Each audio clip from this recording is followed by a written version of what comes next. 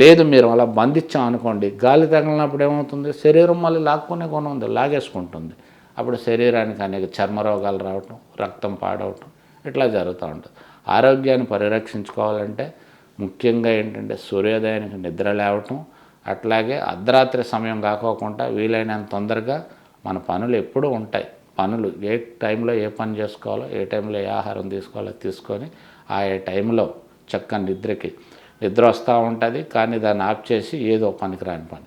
నిద్ర బాగా రావాలంటే చక్కగా ఒక పుస్తకం చదవండి, రాకపోతే పుస్తకం చదవండి, పుస్తకం చదివితే నిద్ర దాని అంతటా అదే వస్తుంది. అట్లాగే అద్భుతంగా నిద్ర వస్తుంది. సెల్ ఫోన్ చూడండి, నిద్ర పోద్ది.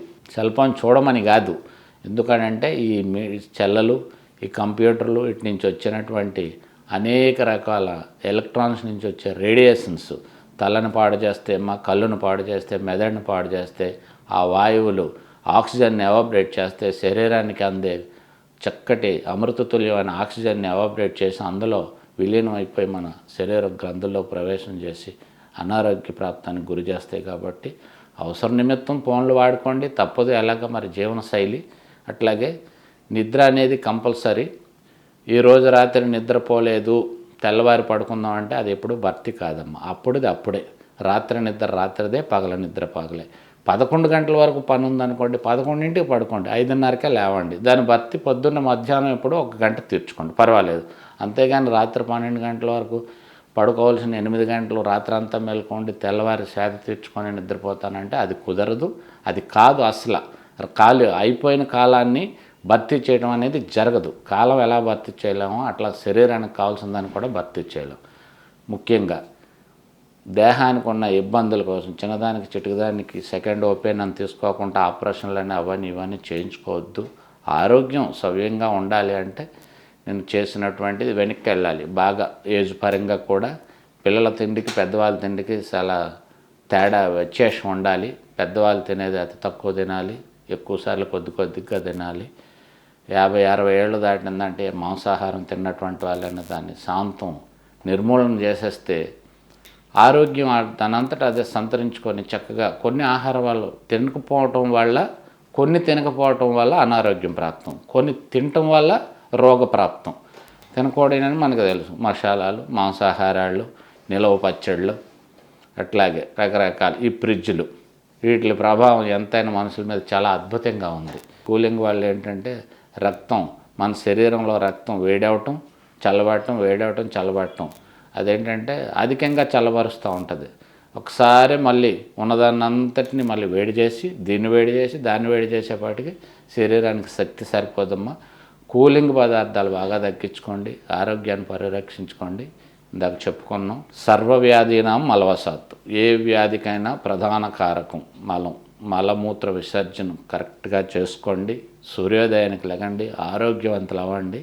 పొట్టను శుద్ధి చేసుకోవాలమ్మా. ఆహారం ఏదో ఫంక్షన్లు, పెళ్ళిళ్ళు, వేరే బయట ఆహారాలు, యాత్రలు ఇట్లా చేసి వస్తాం. మనం నిత్యం తినే ఆహారం అక్కడ దొరకపోద్ది. అప్పుడు ఏంటంటే డిఫరెంట్ ఆహారం అనేది కంపల్సరీగా మనం తీరాలి. కాబట్టి అక్కడ దొరికింది ఆ రోజు తినాలి. మన శరీరం సహకరించదు ఆ ఆహారం, దానివల్ల కూడా కొద్దిగా అనారోగ్య ప్రాప్తం కలుగుతూ ఉంటుంది. అన్నం వండుకొని గంజి వార్చుకొని, గంజి అంటే చిన్న చూపు చూడొద్దు, అమృత తుల్యం అనమాట. 4 సెలైన్లు ఎక్కించినా ఒకటే, ఒక గ్లాసు గంజి తాగినా ఒకటే. పలసని గంజి వేసుకొని మధ్యాహ్నం తిన్నారనుకోండి, పలసని గంజి వేడిగా ఉన్నది అంత అన్నం, అదే అన్నం వార్చుకుంటారు, అదే అన్నం వేసుకుంటారు. ఆ గంజి వేసుకొని చక్కగా పలసగా కలుపుకొని తిని పడుకోండి. తెల్లవారి లెగిసి చూడండి.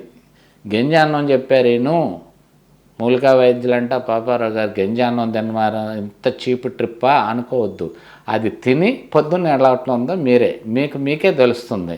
మీరు ఆచరించి చూడండి, దాని తాలూకా ప్రయోజనం ఎంత ఉంటుందో మీకే తెలుస్తుంది. అట్లాగా ఎప్పుడైనా ఏంటంటే మన శరీరం దేనికైనా గురైతే వెనక్కి లెక్కేసుకోవాలి. ఒక వారం రోజులు వెనక్కి ఏం తిన్నాం, ఏం పని చేసాం, ఎక్కడున్నాం, నిద్రపోయామా లేదా, ఎందుకు వచ్చింది, కంగారు పడకూడదు. ఆహారం భయం అనేది పెద్ద వ్యాధి, భయపడకూడదు దేనికి. ఎందుకనంటే పుడుతును తీసుకొచ్చే వ్యాధి గురించి అయితే ఆలోచించాలి. పుడుతుండగా వచ్చింది, పోతుందో లేదో అని ఆలోచన చేసినా తప్పులేదు, కానీ పోతుందమ్మా, అది కూడా పోతుంది. ఎట్లా అంటే దానికి అనుకూలమైనవి ఉన్నాయి, ఆ పద్ధతులు, ఆచరణ, ఆ ఔషధాలు అన్నీ వాడుకుంటే అది కూడా పోతుంది. మధ్యలో వచ్చిందో మధ్యలోనే పోతుంది. శరీరం అనేటప్పుడు ఆటుపోట్లకు అలవాటు చేసుకోవాలి. ఆ ఆటుపోట్లు వచ్చినప్పుడు దానికి ఎట్లాంటి అవసరాలు ఉన్నాయో అన్నీ తీర్చుకొని ఆ ఆహారం తీసుకుంటే సరిపోతుంది. ఏమీ లేదమ్మా, లంకనం పరమౌషధం అన్నారు. మధ్యాహ్నం పొట్ట నిండా తిన్నాం, రుచిగా ఉంది, 4 ముద్దలు ఎక్కువ తిన్నాం, అజీర్తి చేసే గుణం ఉంది. రాత్రికి మానేస్తే సరిపోద్దిగా. ఒక పలుచని మజ్జిగ, పలుసుని వేడి గంజి, లేకపోతే నులివెచ్చని నీళ్ళు తాగి పడుకోండి.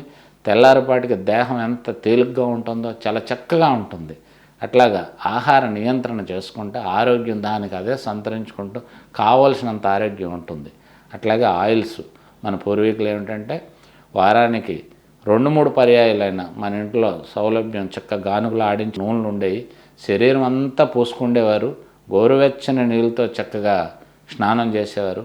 అట్లా చేస్తే ఏమవుతుందంటే ఆ ఆయిల్ లోపలికి శరీరానికి లాక్కునే గుణం ఉంది కాబట్టి స్వేదగ్రంథంలోంచి లోనికి వెళ్ళి చక్కగా మజిల్స్లో ఉన్న కఫాన్ని కరగొట్టి శరీర సమతుల్యాన్ని పెంచి తేలిగ్గా ఉంటుందమ్మా. ఎంత బరువు ఉన్నా సరే అది అట్లా నూనె రాసుకోవాలంటే బద్ధకం.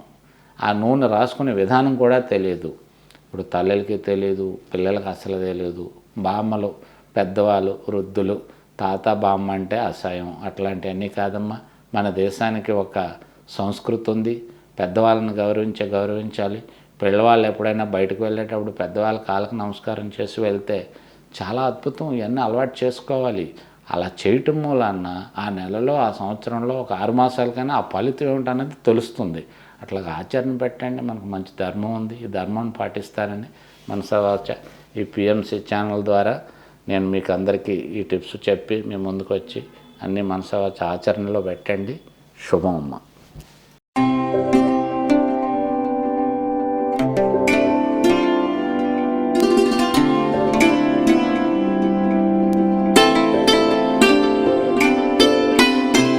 యువతి యువకుల్లో ముఖ్యంగా టీనేజ్ వాళ్ళలో ఈ మొటిమల సమస్య వచ్చి చాలా ఇబ్బంది పెడుతూ ఉంటుందన్నమాట.